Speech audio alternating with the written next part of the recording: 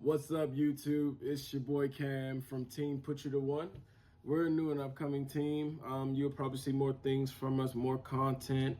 You'll see our names and upcoming events for Digimon. Thanks for watching, and let's get started on this deck profile. This is a deck that I used on, I forget the day, I think it's September 18th for the Store Championship at Dream Wizards in Rockville, Maryland. And I've always liked it. I have certain colors that I use and that I like, mainly primarily like blue, yellow, green is my number one choice all the time. I'm kind of liking black. I kind of like all colors. I play with everything except for probably red, but things change, decks change, meta change. So it's just, you never know what you're going to play with or what you might like. Yeah, so this is a list that I used. I created on my own, didn't even pick from anybody else's list. I use this on my own. Somebody probably could have the same list, but I doubt the same exact 50. But yeah, I used this to pilot it. I went 301 out of 16 people. I ended up at second place. I was pretty bummed that I couldn't get the chance to contest for the championship itself and the invite and the promo pack. I didn't because I tied my first round against Security Control. We all know how that can be, My deck was not prepared to play against Security Control, and I didn't think anybody would bring it to practically that's like a local. So let's get into it.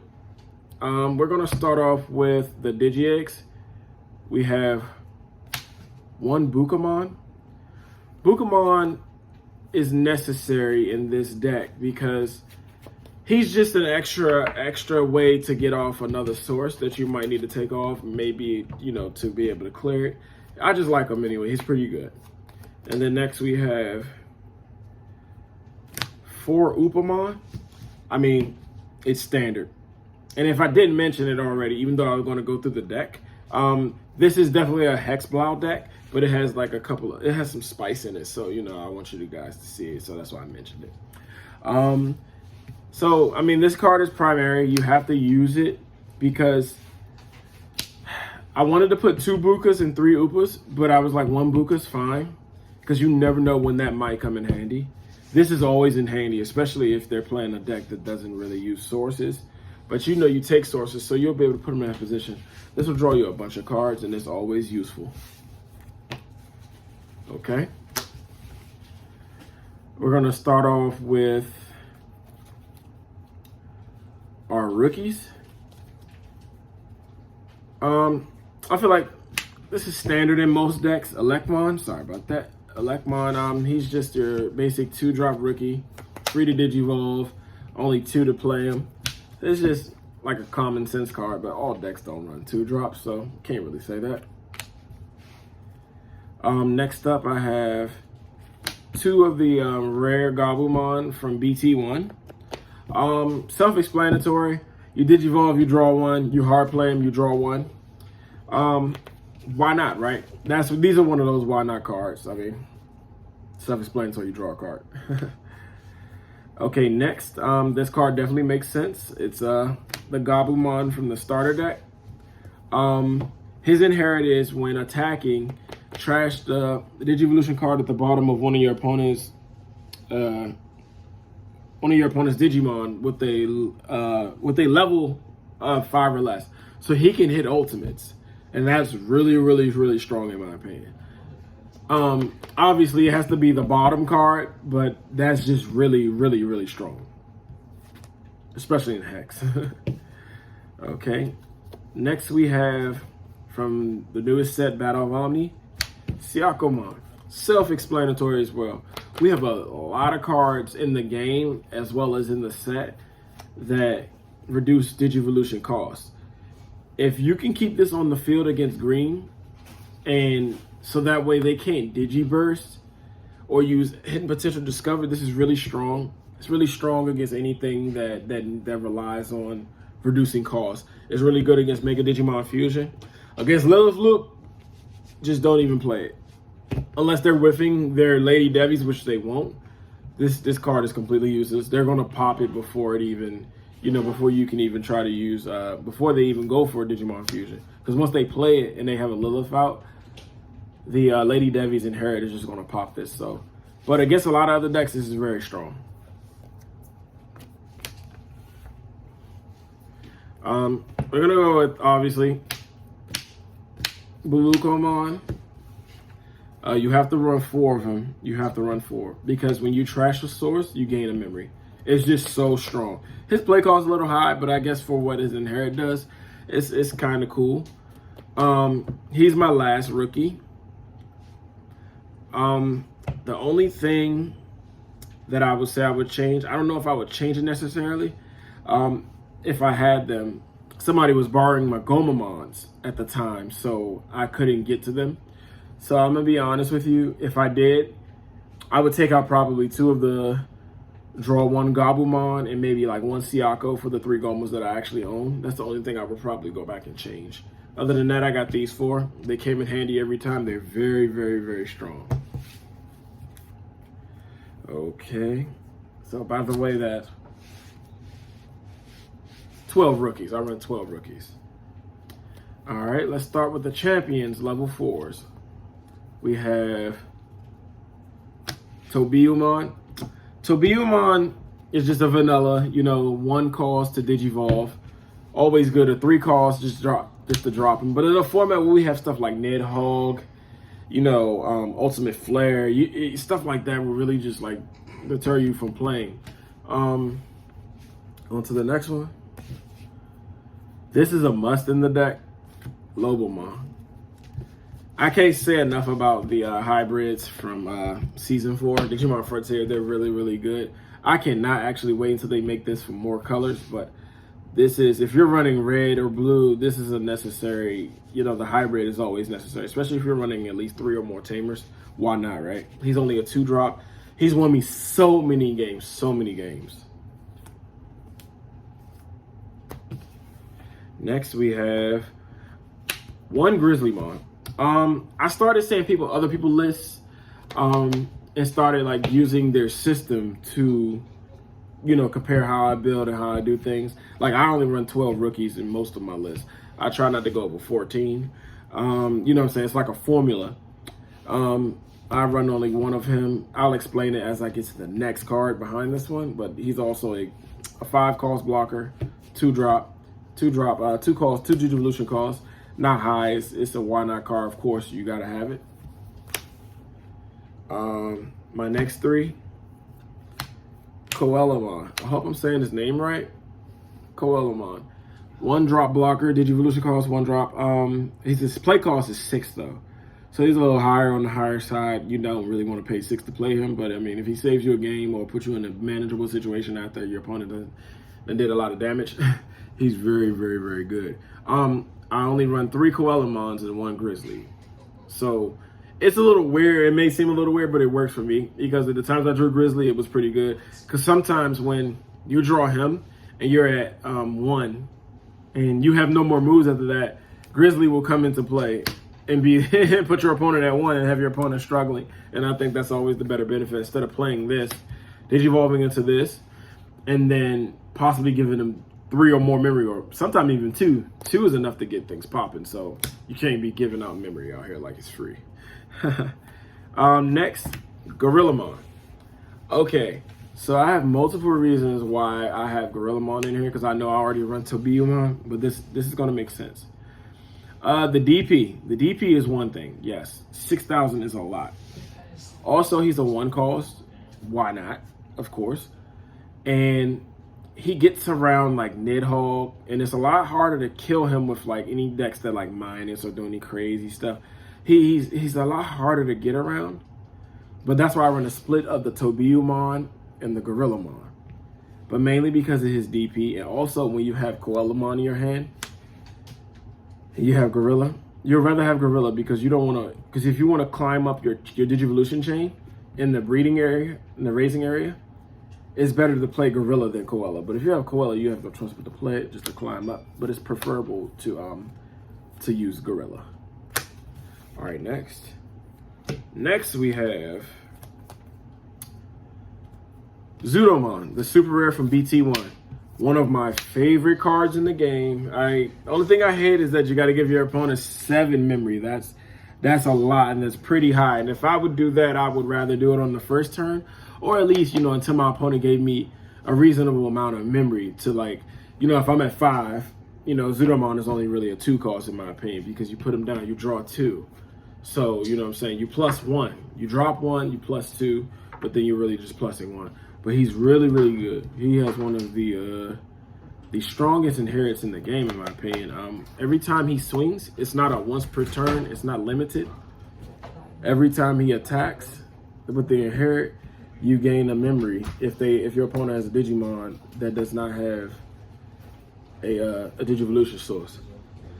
So, yeah, that's a pretty good one right there. He came in handy. He came in handy a lot, especially when I needed to get to like 2 or 3 to get my numbers up. It's pretty good. The next one is an obvious choice, Chris Peldramon. Chris Peldramon is necessary, not only just for his when Digivolving effect, he trashes the bottom source of all Digimon on your opponent's side of the field, trashes the bottom source, and then his inherit is your turn. If your opponent has a Digimon with no Digivolution sources in play, cards in play, this Digimon gains +1 security. Yes, that's an inherit. It's just like the Garurumon from the starter deck. But he's preferably better because at least if you play him in play and not in the raising area, you could trash some sources. So he's definitely necessary. Next up is my spicy tech. It may be obvious to a lot of people. I don't know, but this is just my tech that I wanted to use. Hexblaumon. Hexblaumon has also won me so many games. So many games. Preferably, once I played against Security Control, if I drew him and they had no way to kill him, they primarily play a bunch of singles. So to prevent them from paying a lot of bigs when they do, this is really strong. Obviously, this is strong against Rookie Rush. Rookie Rush, maybe Security Control, I don't know. I got lucky against it just to even tie with it. Hexblaumon is really good against a lot of decks. Lord Nightmon, because if they can't deal with him, because it's going to be hard to deal with him and Hex, honestly. Hexblaumon is taking away a security check, and Hex is telling you your Digimon with no sources can't attack. That's pretty strong. And it's also a yellow Digimon, obviously. It's a yellow Digimon, but when it's on the field, it's considered as blue, but it can Digivolve for blues as well. That's why he's in here. But this card is very underrated and very strong and won me a lot of games. Okay, next. Next to the king of the deck, in my opinion, the main eventer, the champion himself, Hexblaumon. I run 4 of these. Self-explanatory. When I first saw the card, when they were releasing like the Japanese versions before we even got the Battle of Omni, when I saw the card, me and my brother was like, oh my God, this is so broken. This is going to be so strong, so good. When you attack with them, you can trash up to 2 Digivolution cards underneath one of your Digivolution sources. And if your opponent has a Digimon in play with no sources, he gains jamming. Just too powerful. Only thing that really kills him is if you attack with them, they have a source, and you know, anything that's 12 or more, obviously. And his other effect, all turns, if your opponent has a Digimon with no sources, they cannot attack or block. Self-explanatory, just broken, very strong. I think he's very underrated. He's about tier 2. Still playable, so I mean, to each his own. I did well with it. Next, this is probably obvious too. In the deck, I saw people. This is what made me play it, because I didn't realize. I forgot that Sora and Joe is a thing, and it's a very strong card. Sora and Joe allows him to untap. So if you get multiple Sora and Joes out with him out, he's swinging at least 3 times, but he doesn't get jamming. So maybe about 40% of the time when I went into security, you know, it was something 12K or higher. Really don't run a lot of power booster here. I really don't run any at all. So when I swing with him, obviously he gets the untap, and then you gain the memory. And it depends on what you have in your inherit stack too. Because if you have Sora and Joe, you use that effect, untap him. If you have Bulukomon, you're going to gain 2 memory instead of 1. You're going to use his effect to gain a memory in Buluko. And if you also have Chris Peldramon underneath him, and they have no sources, he's checking 2 per swing. That's pretty strong. Especially if you clear like 4 Digimon. He can actually end the game with Chris Peldramon and two Sora and Joes. He can end the game, literally, because the first swing will be 2, untap, gain a memory, possibly gain a memory of Beluko. If you don't have Beluko, oh well. You can swing again. You can hit 4. That's the next 2 security. And then if you have another Digimon in play, yeah, but he would untap, was the first Orange Joe, untap, second one, untap. Yeah, he can end the game. He can literally end the game. Sorry about that little brain fart there. I apologize. Next, Game Ender. Game Changer and Game Ender. Omnimon. Got the little alternate art version in there for you. Just a awesome card, well-developed card. I really love this card. And it's like, when you don't play with it a lot, you won't notice that he's just really broken. Outside of the fact that Blitz can end the game, you can win. Oh yeah, also, that's what I was trying to say. With Vidramon, if you get all the swings off with Vidramon and you only need 1 more swing and you got Omni in your hand, that's game. You know, you can go for game like that as well. And that combo has worked for me as well. But Omni, the fact that he can't be Nidhogged, he can't be Gaia Force. He's susceptible to Ultimate Flare. He can be Kakaida's Breath. He's susceptible to like minusing as well. So that's another thing to watch out for. But just an awesome card. He ends so many games for me, and I really love it. Well developed. The fact that he unsuspends and can swing, even if your opponent has 1 or more memory. Like I said, over Vidramon, he's really strong. Over Hex too, but 9 times out of 10, you can have a Hex with a Chris, and they have 2 security left. You swing, he has jamming. They don't hit anything that destroys the Hex. Then you got Omni, you just play the Omni, and you go for game. That's it for my Digimon. Next up, we're gonna go with options. I heard a lot of people didn't run this card in this deck, but it's blue, so I don't understand why you wouldn't. One of the most broken cards in the game. I love it. Hammer Spark. You know, obviously when he's popped out of security, you gain 2 memory. Really good. His main effect, gain a memory. When you don't have the numbers your opponent think they're putting you at 2, they're going to make you work for it. But one thing they don't know is you run Hammer Spark. I don't know how they forget that, but Hammer Spark will do it for you every time. I've been in so many situations where I needed to get to 3, and I got at least 1 or 2 Hammer Sparks in my hand. Go up to 3, Digivolve into Hex, swing with Hex, clear some Digivolution sources. Just a broken card, I mean. But it gets shut down by like Terriermon. I forgot Gazimon, Terriermon. I think those are the only 2. Can't remember the other ones. I think they're the only 2 that stops you from gaining memory other than with your Tamers. Next. Another card, I wouldn't say it's broken. It's situational, but it's also still very strong, especially against decks that just don't play any sources, that don't use any sources, that doesn't Digivolve a lot. You can get rid of a lot of bigs with this. And he also gets around, so if you're playing against a deck and somebody's using like an Omni, and they only have 1 source, it trashes the source first and it throws him on the bottom of the deck because he can't recover from having the source trashed, and then the other effect just puts him at the bottom. It says trash to bottom, Digivolution card of one of your opponent's Digimon. Then one of your opponent's Digimon with no Digivolution cards gets sent to the bottom of the owner's deck. Yeah, it's just strong. It's strong, but I'm not gonna say it's broken. I think a lot of things are broken, but you know, that's just me. Next, this was a random. I had 1 spot. I said, why not? Because Absolute Blast does not cover all bases. So I said, why not? 1 Kakaida's Breath. I'm not a fan of putting cards back in my opponent's hand because if they're drawing bad, and it's happened before, where they would be drawing bad and then I'll bounce that card back to their hand and they only have an ultimate there, and I bounce the Mega back to their hand, and they'll Digivolve, they'll get the extra card. And that could still start a whole other chain of events as well. But won me a lot of games as well. Kakaida's Breath, still strong. Obviously we're on to the last part of the deck, the Tamers. This deck does not function without this card. This card, the new 4-drop Tamers, that's set to 2, you know, when a special condition is met, are very, very strong. This one is very, very strong. When you attack with the blue Digimon, you suspend this and trash 2 sources. Hexblaumon can get rid of 4 sources or more. The best stack to get rid of a bunch of sources is Gabumon. None of my champions have any really any inherits.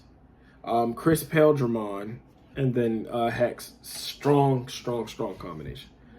Obviously, you know, with Lobo, this card is good as well, but you just gotta watch when you tap it. You know, you don't always. It says you may suspend it. So this is really, really good. So that's the deck. Not done quite yet. I'm gonna talk about matchups and things, you know, we can go over. So my security control matchup, I actually was not prepared to play it, and I should have been prepared to play it. I did, like I said, I didn't think that anybody on at that level, you know, would play that. But then why not though? Because you got to think about it. They're trying to win just like you. You know, just as much as my deck may be toxic to someone or think that it's bad, you know, bad for the format or something like that. They're gonna, you know what I'm saying? You gotta respect it. You just gotta win. I struggled. I should know security control matchup. My brother played security control in Oceania. He got 15th back on, I think, July 17th. I should know it, but it was a different variant. They run the black now with Ultimate Flare. They run all the crazy stuff in it. I got really lucky game 1. I drew my deck out. He was literally going for a deck out. I drew my deck out. And I just got lucky with my swing. So I just started spamming babies on the board. But it's risky because of Ultimate Flare. But what you do is you spam the babies and you digivolve them as fast as you can, because that way Ultimate Flare can't touch them. Because if they're three costs or lower, 3 play costs or lower, they get deleted. They just get nerfed. Game 2, I drew horrible. He was just using enough to sustain. He actually got off on his Seraphimon, checking 2 sources at once. Not once, but checking two security checks. Pretty strong. I just got behind. I couldn't do anything. Game 3, we ran into time. Per usual, security control either beats the hell out of you, excuse my French, or they'll deck you out, or you'll tie. And I think all 3 scenarios are bad because nobody wants to lose, but also nobody wants to tie. That was horrible. Your Lord Nightmon match. Okay, people may think I'm crazy for this, but me playing against Lord Nightmon, it's really, really favored. Even if they draw good, it's favored. You just have to draw, you know, decent as well, and just start getting rid of their sources. Because Lord Nightmon only spams really just he spams a rookie or ultimate. I prefer a rookie, but Starmon is really strong and Nightmon are they're both really strong in my opinion. But they come down as singles, and if they don't have anything to digivolve over top of them, if you have Sora and Joe out, they'll give you memory. You know, they'll end up giving you memory on top of like what they're passing their turn on to you. Very, very, very. It's a winnable matchup. I say it's 50-50 because Lord Nightmon is just still so strong, but I could say maybe, you know, maybe. I don't know.